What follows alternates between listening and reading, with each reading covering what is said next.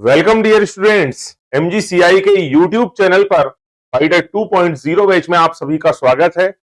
Last जो हमारे दो लेक्चर्स रहे हैं जिनको हमने दिवाली से पहले रिलीज किया था, उन दोनों लेक्चर में हम sexual reproduction versus asexual reproduction की कहानी, साथ ही साथ हमने सेकेंड लेक्चर में मेल स्ट्रक्चर डिस्कस कर लिया था।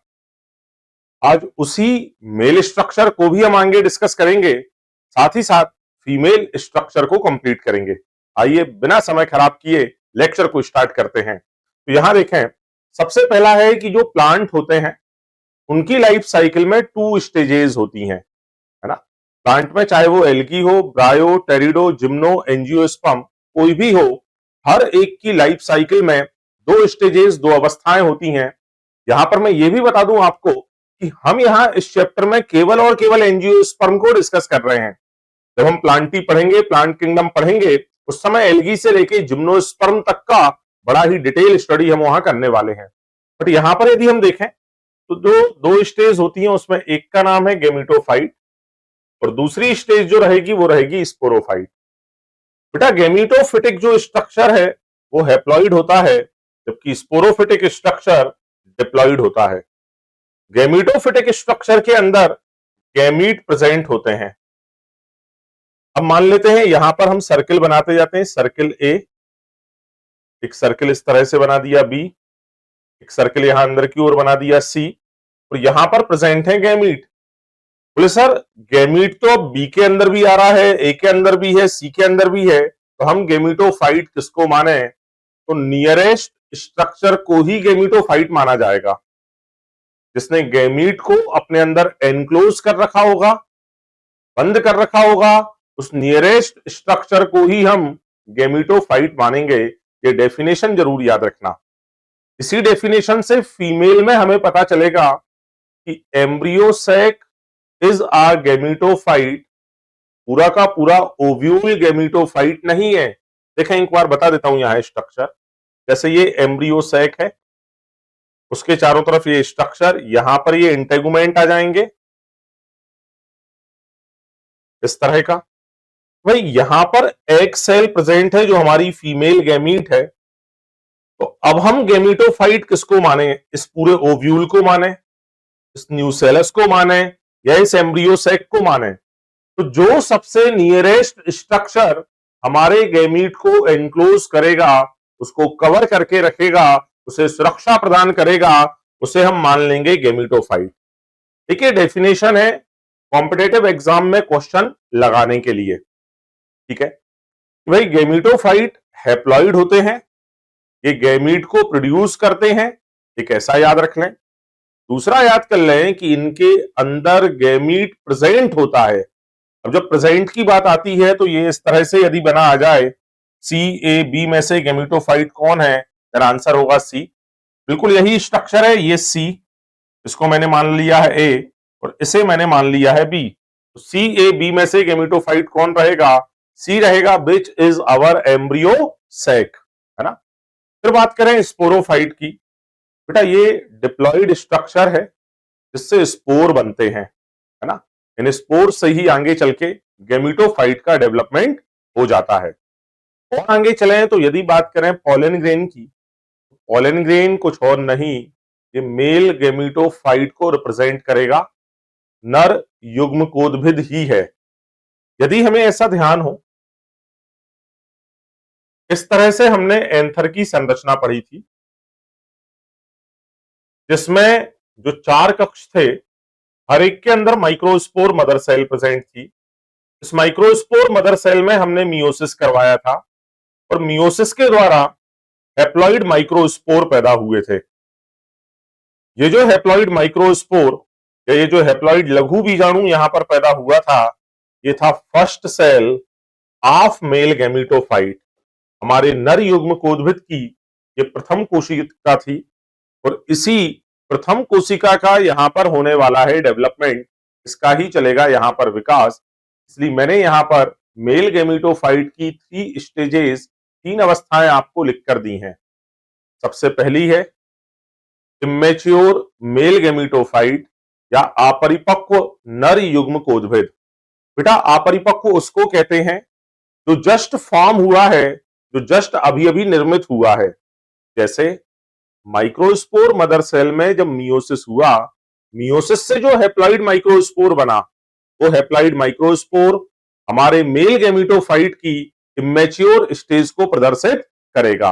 जब उसमें डेवलपमेंट आएगा, जब उसमें विकास की प्रक्रिया होगी, एक अवस्था आएगी मैच्योर मेल गैमेटोफाइट की या परिपक्व नर युग्मकोद्भिद की, उस समय वो रहेगा टू सेल्ड। ठीक है। और थर्ड जो स्टेज रहेगी, वो स्टेज होती है फुल्ली मैच्योर मेल गैमेटोफाइट या पूर्ण परिपक्व नर युग्मकोद्भिद की। और इस अवस्था में 2 सेल से आगे बढ़कर टोटल हो जाती हैं 3 सेल। मतलब हमें कहानी समझ आ गई है कि सबसे पहले जो मेल गैमेटोफाइट बना वो सिंगल सेल्ड था, जिसे इमेच्योर बोले। उसमें डेवलपमेंट हुआ, डेवलपमेंट से टू सेल्ड स्टेज आ चुकी है, टू सेल्ड स्टेज में डेवलपमेंट हुआ, उससे बनी है यहां पर 3 सेल्ड स्टेज, 3 कोशिकीय अवस्था। ये जो 3 कोश की अवस्था रहेगी, ये रहेगी हमारी फुल्ली मैच्योर मेल गैमेटोफाइट की अवस्था। यहां पर जो 2 सेल रहेंगी, उसमें एक सेल का नाम आप अभी याद करते चलें, आगे मैं उसके डायग्राम भी आपको दिखा दूंगा। एक सेल का नाम रहेगा कायिक कोशिका या वेजिटेटिव सेल, और एक रहेगी जनन या जेनरेटिव सेल। आगे चलकर ये जो जनन कोशिका है, इसमें पुनः विभाजन होगा। इसमें विभाजन से बनेंगे 2 नॉन मोटाइल मेल गैमीट या अचलनशील नर युग्मक बन जाएंगे 2। कायिक कोशिका अपनी स्थिति में बनी रहेगी। यहां पर एक इंपॉर्टेंट नोट आपको लिखकर यहां दे रखा है। बेटा ये जो नोट है, इसमें हमने लिखा है परागण की इंफॉर्मेशन। पहले परागण शब्द को समझ लें। परागण का मतलब है पराग कणों का स्थानांतरण। जब भी किसी का स्थानांतरण होता है तो वो हमेशा 2 बिंदुओं के बीच होगा। तो यहां पर जो हमारे परागकण हैं, वो नर भाग से निकल के मादा भाग पर स्थानांतरित होते हैं। नर भाग का मतलब यहां पर हो गया एंथर, फीमेल पार्ट हो गया स्टिग्मा। ओवरऑल परिभाषा बनेगी कि पराग कणों का पुष्प के नर भाग अर्थात एंथर से निकलकर पुष्प के मादा भाग अर्थात स्टिग्मा पर स्थानांतरण की प्रक्रिया को परागण या पॉलिनेशन कहते हैं। मतलब फीमेल कहीं नहीं जा रही है, मेल है जो फीमेल से मिलने के लिए उसके पास जा रहा है। ये घटना जो है, ये परागण है। भाई मेल जो है उसे बड़ी जल्दी रहेगी, वो तो जैसे ही पैदा हुआ, इमेच्योर स्टेज में था, उसको बड़ी जल्दी होने लगी, बोले मैं फीमेल के घर जाऊंगा। घर वालों ने समझाया बेटा जरा बड़े हो जाओ, पढ़ लिख लो, फिर फीमेल के घर जाना। तो क्या होता है कि जो 60% पॉलन ग्रेन्स हैं, यानी 60% पॉलन ग्रेन बोलने का मतलब यह है कि ओवरऑल जितने एंजियोस्पर्म हैं, उनमें से 60% एंजियोस्पर्म के जो परागकण हैं, वो टू सेल्ड स्टेज में, टू सेल्ड मतलब केवल और केवल मैच्योर स्टेज में ही अपना घर छोड़कर स्टिग्मा के पास चले जाते हैं। उनका फुल्ली डेवलपमेंट एंथर में नहीं होता। मतलब जब वो पूरी तरह से विकसित नहीं थे, उनने अपना घर छोड़ दिया। शेष 40% ऐसे हैं, रिमेनिंग 40% ऐसे हैं जो फुल्ली मैच्योर स्टेज मतलब 3 कोशिकीय अवस्था में ही फीमेल के घर जाते हैं। हम डेटा याद रखेंगे 60:40 का। 60% जो है वो 2 सेल्ड स्टेज में फीमेल के घर जाते हैं। 40% जो है वो 3 सेल्ड स्टेज में फीमेल के घर जाते हैं। फीमेल के घर जाने के मतलब की जो कहानी है, उस घटना को बोलते हैं परागण या पॉलिनेशन। तो परागण इनमें कितनी कोशिकीय अवस्था में हो रहा है? 2। कौन कौन सी 2 कोशिकाएं हैं? एक है वेजिटेटिव, एक है जनरेटिव। इनमें जो 3 हो रही है उसमें एक क्या है वेजिटेटिव और 2 क्या है मेल गैमीट। ये यहां पर हमने डिस्कस किया। थोड़ा सा और आगे यदि हम चलें तो डेवलपमेंट ऑफ मेल गैमीटोफाइट है। जो मेल गैमीटोफाइट 1 से 2, 2 से 3 सेल में आ रहा है, उसके डेवलपमेंट के 2 प्लेस हैं। यदि डेवलपमेंट उस स्थान पर हो जहां हमारे परागकण बने थे, कहां पर बने थे परागकण? एंथर के अंदर। तो जहां वो पैदा हुए, यदि फर्दर डेवलपमेंट भी वहीं होगा, तब उस डेवलपमेंट को बोलते हैं इन सिटू डेवलपमेंट। स्वास्थाने विकास। लेकिन यदि पैदा हुए एंथर में लेकिन विकास की प्रक्रिया हो रही है स्टिग्मा की सतह पे, तब उस डेवलपमेंट को बोलेंगे एक्स सिटू डेवलपमेंट या पर स्थाने विकास। मतलब जहां आपका जन्म हुआ, यदि आपका आगे का विकास भी वहीं पर हो, जैसे आप में से अधिकांश बच्चे जिस गांव में पैदा हुए, आपने पहली से 12वीं तक की पढ़ाई वहीं करी, बट 12वीं करने के बाद आप इंदौर आ चुके हैं एमजीसीआई में तैयारी करने के लिए। मतलब अब आपके आगे का विकास, आपका फर्दर डेवलपमेंट इंदौर में हो रहा है, मतलब जन्म वाले स्थान से कहीं और। तो जहां तक जन्म वाले स्थान पर विकास चला वो रहेगा इन सिटू डेवलपमेंट। उसके बाद वाला जो डेवलपमेंट किसी दूसरे प्लेस पर होगा उसे बोलेंगे साथियों एक्स सिटू डेवलपमेंट। क्योंकि हमारे 60% परागकण दो कोशिकी अवस्था में बाहर जा रहे थे, मतलब उन 60% में तो क्या रहेगा, एक सेल से दो सेल बनने की कहानी रहेगी इन सिटू, लेकिन दो सेल अवस्था में वो आ जाएंगे स्टिग्मा पर, और दो सेल से लेकर 3 सेल बनने की जो कहानी रहेगी वो होगी एक्स सिटू। और जो 40% पोलन ग्रेन्स रहेंगे, उन 40% पोलन ग्रेन्स में एक से दो सेल भी और दो से 3 सेल भी, ये पूरा जो डेवलपमेंट है वो कैसा हो जाएगा इन सिटू। दैट इज हमने लिखा है 60% एंजियोस्पर्म में, उनके पराग कणों में in situ as well as ex situ दोनों डेवलपमेंट होते हैं। 40% एंजियोस्पर्म में उनके पराग कणों में only and only in situ development ही होगा। यहां पर मैंने डेवलपमेंट की कहानी आपको बता दी कि वन सेल्ड स्टेज है हमारे परागकण की, जिसकी ये सबसे बाहरी जो सतह है ये एक्साइन लेयर है। इससे थोड़े से अंदर ये जो ब्लू कलर में बना रखी है ये इंटाइन लेयर है, और ये है हमारी प्लाज्मा मेम्ब्रेन। इसके अलावा ये सेंटर में एक न्यूक्लियस है, और यहां पर ये मौजूद है वैक्यूल, या इन्हें हम बोलेंगे रिक्तिका। यदि हम इसमें देखें तो सबसे पहले एक सेल से दो सेल निर्मित होने वाली हैं। ये जो दो सेल बनती हैं इसमें होगा अनइक्वल माइटोसिस। अनइक्वल माइटोसिस या असमान समसूत्री विभाजन। बेटा यदि ये विभाजन समान होता तो बनने वाली दोनों सेल समान आकार की होती। असमान विभाजन होगा, एक सेल बनेगी बड़ी, एक सेल बनेगी छोटी। यहां पर जो बड़ी सेल बनी है उसका नाम रहेगा वेजिटेटिव सेल, और जो छोटी सेल बनी है उसका नाम है जनरेटिव या जनन कोशिका। तो दो सेल बन गई हैं। जब ये दो सेल बनती हैं तो हमारी जो जनन कोशिका है, जनरेटिव सेल जो है, ये वेजिटेटिव सेल की दीवार के साथ, आप यहां देखें ये जो ब्लैक कलर में मैंने जनरेटिव सेल बना रखी है, ये वेजिटेटिव सेल की दीवार के साथ यहां जुड़ी रहती है। उस समय के पश्चात ये यहां से मुक्त होकर, जनरेटिव सेल उस दीवार से मुक्त होकर वेजिटेटिव सेल के कोशिका द्रव्य में फ्लोट करती है, उसके कोशिका द्रव्य में तैरती है।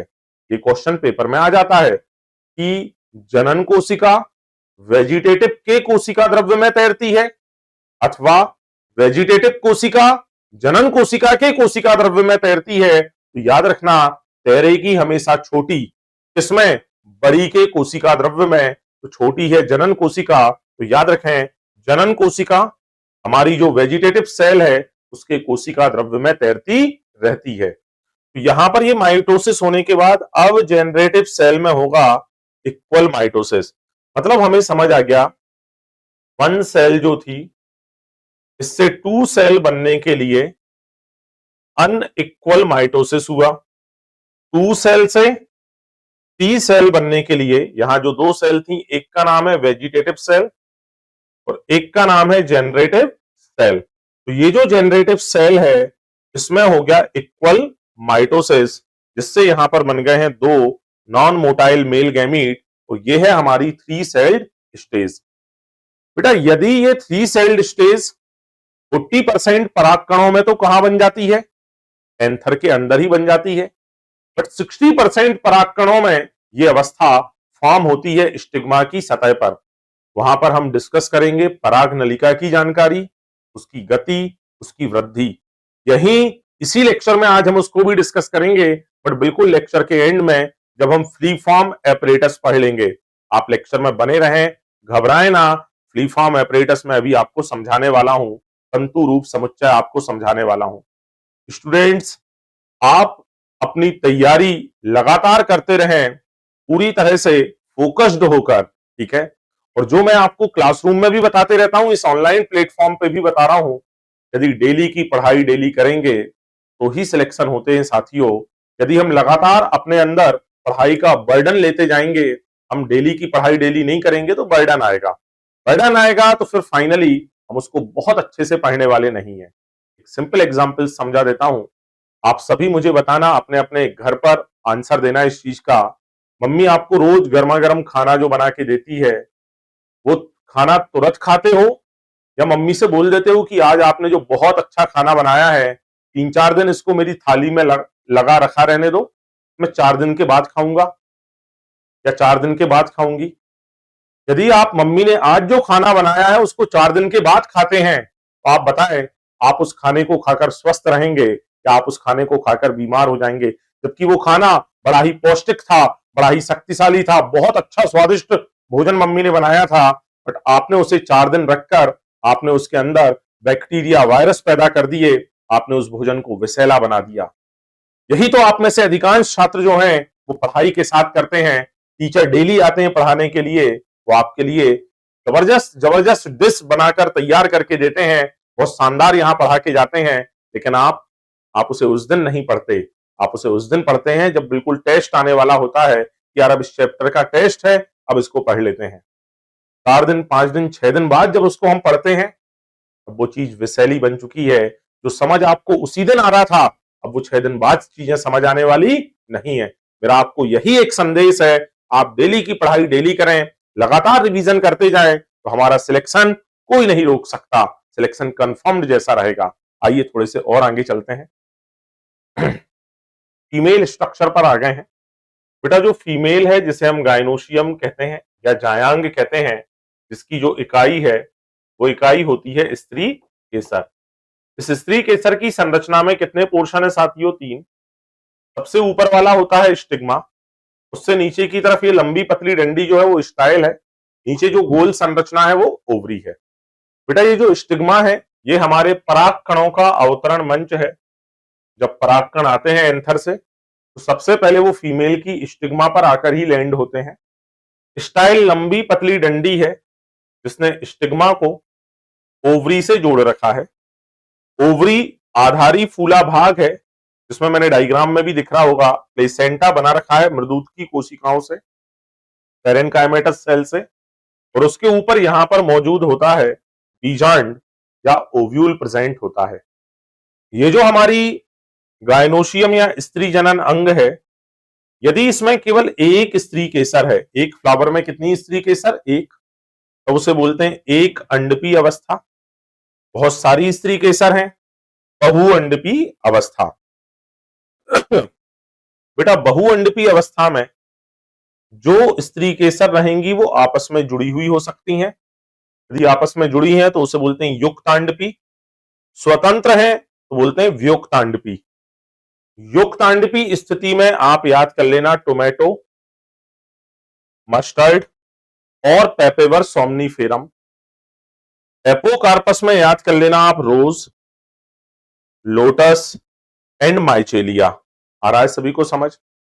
मतलब यदि यहां पर हम बात करें व्युक्त होने की और संयुक्त होने की, क्योंकि ये फीमेल में चल रहा है, आपने देखा होगा फीमेल की जब विदाई होती है, जब वो अपने घर को छोड़कर अपने पति के घर जा रही होती है, तो लोग रोते हैं।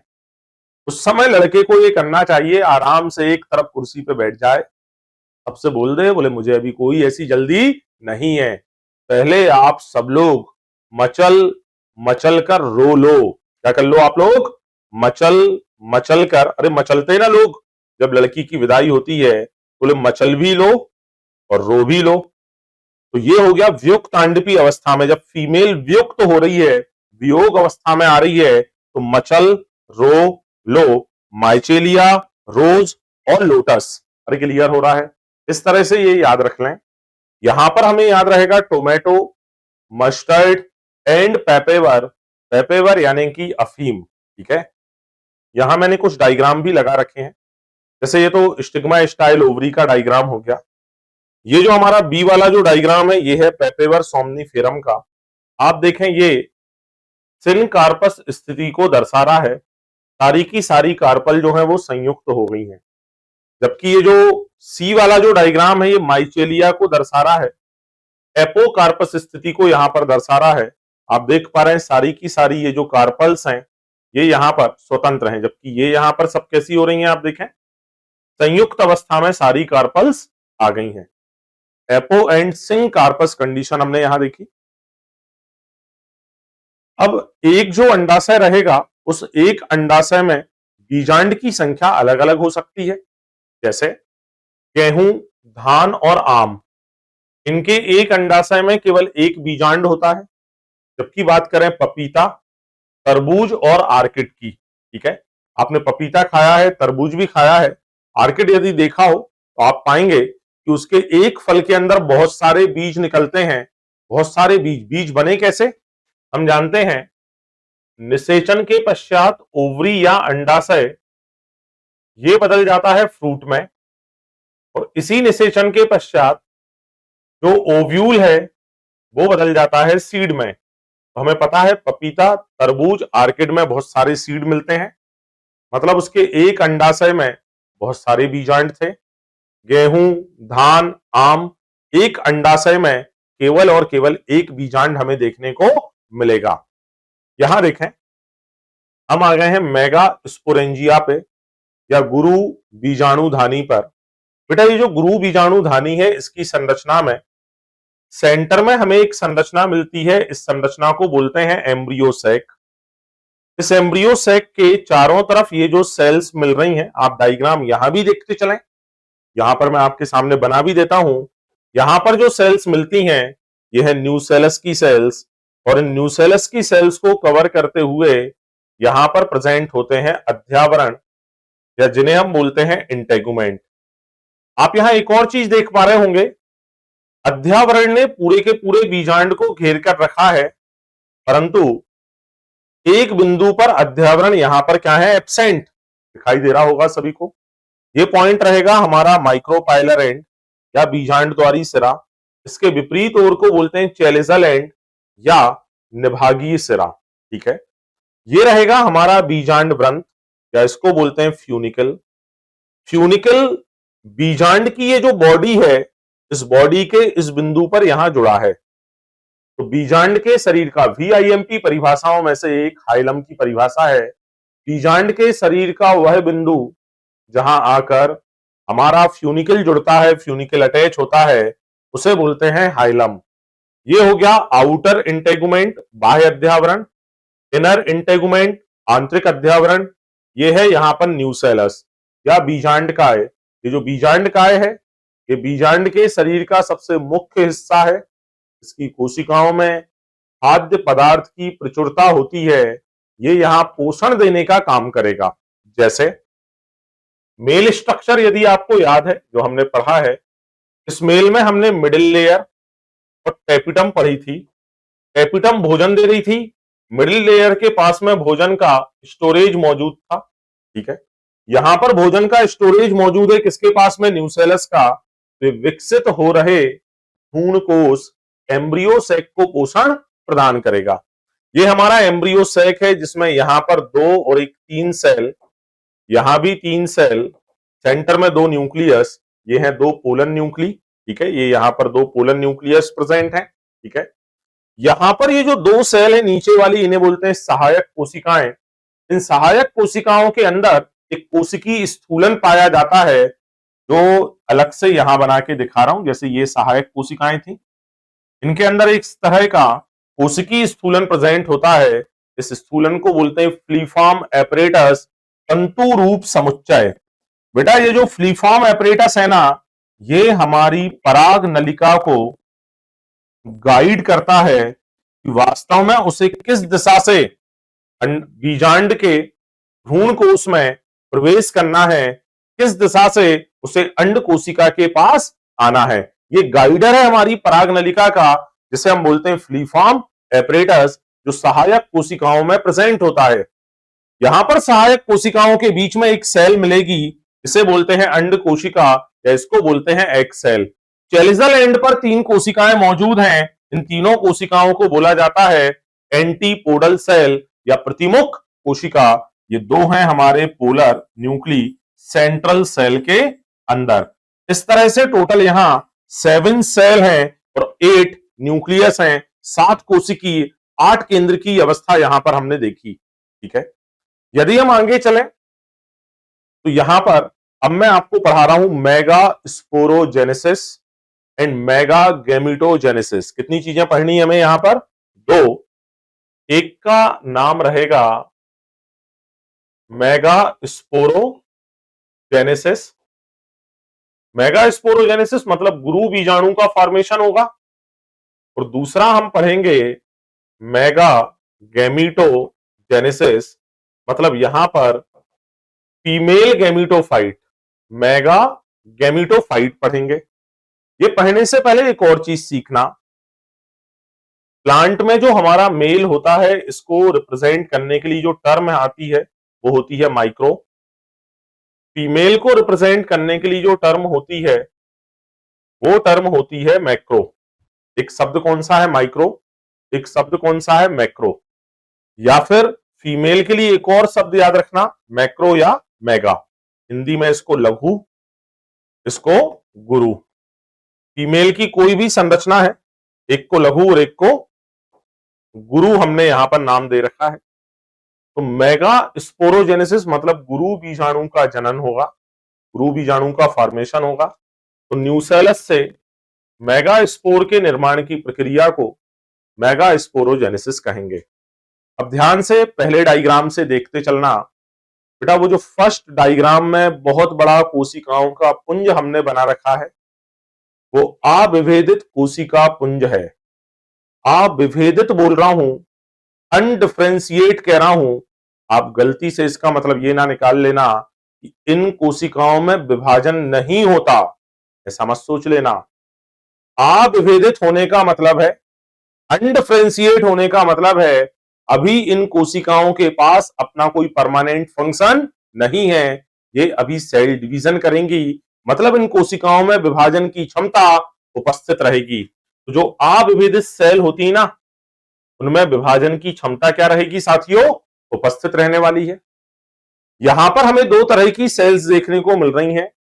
एक इस पुंज की सतह पर मौजूद कोशिकाएं जो एपिडर्मल सेल हैं, और दूसरी इस एपिडर्मल सेल के नीचे की कोशिकाएं जो हाइपोडर्मल सेल हैं।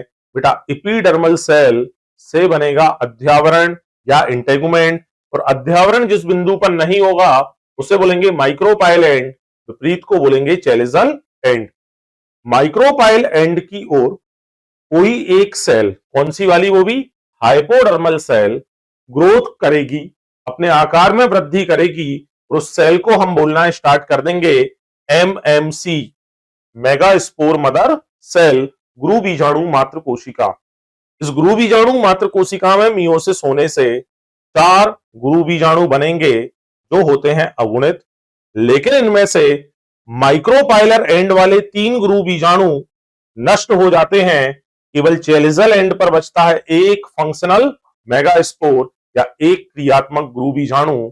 ये हो गई हमारी mega sporogenesis.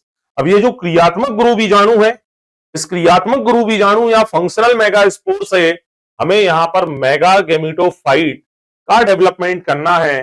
Mega means female और यहां लिखा है गैमेटोफाइट, मतलब हमें यहां पर डेवलप करना है फीमेल गैमेटोफाइट को, या इसी को कहा जाता है एम्ब्रियोसेक। तो ये जो फंक्शनल मेगा स्पोर है इसमें 3 बार होने वाली है एफएनडी। एफएनडी यानी फ्री न्यूक्लियर डिवीजन, मतलब यहां न्यूक्लियस का तो डिवीजन होगा बट साइटोप्लाज्म का डिवीजन अभी होने वाला नहीं है। और वो भी कितनी बार होगा? 3 बार। पहले केंद्रक विभाजन से बन जाएंगे यहां 2 केंद्रक, दूसरी में 2 से बनेंगे 4, तीसरी में 4 से बनेंगे 8। जब ये 8 केंद्रक बन जाएंगे तब यहां पर 2 स्टेप एक साथ साथ होंगी। नंबर 1 न्यूक्लियर रीअरेंजमेंट, मतलब केंद्रकों की पुनर्व्यवस्था होगी, और पुनर्व्यवस्था होने के जस्ट बाद यहां पर साइटोकाइनेसिस होना स्टार्ट होगी, कोशिका द्रव्य का विभाजन होगा। दोनों तरफ से एक एक केंद्रक सेंटर में आ जाते हैं। मैं यहां बना के बता देता हूं आपको, तो टोटल 4 केंद्रक यहां माइक्रोपाइलर एंड पर है, 4 केंद्रक यहां पर चेलिजल एंड पर मौजूद हैं। दोनों तरफ से एक एक केंद्रक सेंटर में आ जाते हैं। इस तरह से यहां पर 2 पोलर न्यूक्ली बनेंगे। यहां पर जो 3 केंद्रक बचे हैं उनमें से जो 2 केंद्रक हैं उनसे बनेगी सहायक सेल, एक से बनेगी एग सेल। यहां पर जो 3 हैं इन तीनों से बनेगी यहां पर एंटीपोडल सेल या प्रतिमुख प्रतिव्यासांत कोशिकाएं। इस तरह से 7 सेल 8 न्यूक्लिएटेड स्ट्रक्चर है। यहां पर हमने जो फीमेल गैमेटोफाइट का डेवलपमेंट किया वो किया है केवल एक फंक्शनल मेगास्पोर से। जब डेवलपमेंट केवल एक फंक्शनल मेगास्पोर से होता है उसे बोलते हैं उसे बोलते हैं मोनोस्पोरिक डेवलपमेंट, एक बीजाणुक विकास। पॉलीगोनम इसलिए कह रहे हैं क्योंकि ये वाला जो ओव्यूल है ना, ये इस तरह से, जिसमें माइक्रोपाइल, चेलिजा और फ्यूनिकल तीनों एक सीधी रेखा में होते हैं, इस ओव्यूल का नाम है आर्थोट्रोपस। और आर्थोट्रोपस जो ओव्यूल है ये प्रेजेंट होता है पॉलीगोनेसी फैमिली में, इसलिए इसे डेवलपमेंट को हमने नाम दे दिया पॉलीगोनम टाइप, क्योंकि डेवलपमेंट में हमने जो ओव्यूल लिया है माइक्रोपाइल, चेलिजा, फ्यूनिकल तीनों सीधी रेखा वाला ओव्यूल हमने लिया, जिसका नाम क्या है? आर्थोट्रोपस ओव्यूल। और आर्थोट्रोपस ओव्यूल किसमें प्रेजेंट है? ये प्रेजेंट होता है पॉलीगोनेसी फैमिली में, इसलिए इस डेवलपमेंट का एक और नाम दे दिया हमने पॉलीगोनम टाइप डेवलपमेंट।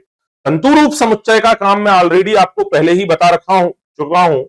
अब मैं आपको बता रहा हूं थोड़ी सी कहानी पोलन ट्यूब या परागनलिका की। बेटा, पोलन ट्यूब की खोज जीबी एमिकी ने करी। जो हमारा मक्का होता है, मेज होता है, उसमें सबसे लॉन्गेस्ट पोलन ट्यूब प्रेजेंट होती हैं। परागनलिका की ये जो वृद्धि, ये जो गति होती है, ये होती है रसायनुवर्ती, केमिकल्स के इफेक्ट में होती है। ये है स्टिग्मा, ये स्टाइल, ये यहां ओवरी, और यहां से निकल के ये जो परागनलिका आ रही है ये रसायनों के प्रभाव में आती है। वो रसायन कौन कौन से हैं? Calcium, boron, auxin and gibberellin. ये रसायन यहां पर रहेंगे। इन रसायनों को याद करने के लिए भी बता देता हूं, भाई जो परागनलिका है उसके अंदर बैठा है मेल, है ना, मेल गैमीट उसके अंदर बैठे हुए हैं और वो आ रहे हैं फीमेल गैमीट, मींस अंड कोशिका से मिलने के लिए। तो वो जो मेल गैमीट यहां अंड कोशिका से मिलने के लिए आ रहा है तो हम बोल रहे हैं एजी। एजी मतलब मेल। जनरली गांव में महिलाएं अपने पति को एजी कहती हैं। एजी आ रहे हैं कैब से, ठीक है। तो A for auxin, G for gibberellin, C A for calcium, B for boron. बेटा इसी तरीके से याद रखें जिससे आप पेपर के दिन भी कंफ्यूज ना हो कि परागनलिका की वृद्धि के लिए कौन कौन से रसायन चाहिए। एजी आ रहे हैं कैप से, ऑक्सिन, जिब्रेलिन 2 हार्मोन है, कैल्शियम, बोरॉन 2 मिनरल्स हैं। तो इसी के साथ आज का लेक्चर कंप्लीट करते हैं। आप ये वाली एनसीईआरटी देख लेना, इसमें कुछ भी ऐसा नहीं है, सिर्फ मैंने वो अंडरलाइन कर दिया है 2 चीजों को, वो भी मैंने वहां बोर्ड पर कवर कर दिया था। तो ये सारी चीजें आज के लेक्चर की कंप्लीट होती हैं, है ना। मिलेंगे नेक्स्ट लेक्चर में और बड़ा ही जबरदस्त लेक्चर लेकर आऊंगा पॉलिनेशन पर, परागण पर। और परागण एक ऐसी घटना है जिसका हर साल 1 या 2 क्वेश्चन नीट एग्जाम में जरूर आते हैं। हर साल, लगभग हर साल ही 1 या 2 क्वेश्चन पॉलिनेशन के आ रहे हैं। नेक्स्ट लेक्चर में हम उनको डिस्कस करेंगे। बने रहें एमजीसीआई के यूट्यूब चैनल के साथ। Best of luck, thank you.